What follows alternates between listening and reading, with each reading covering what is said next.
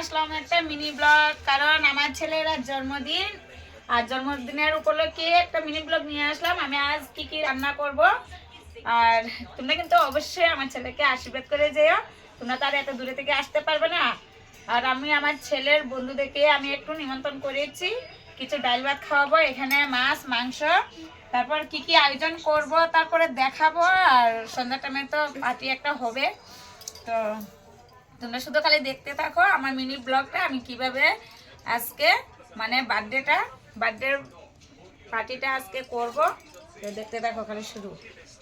আমি এখন দেখো সব আয়োজন করছি, মন্দিরে গিয়েছিলাম, মন্দির থেকে এসেছি, তারপর দেখো আমি সব কিছু কিছু আয়োজন করছি। আর একজন আসবে রান্না করতে, আমার লগেরই একজন, আর আমার ছেলের বান্ধবীর মা।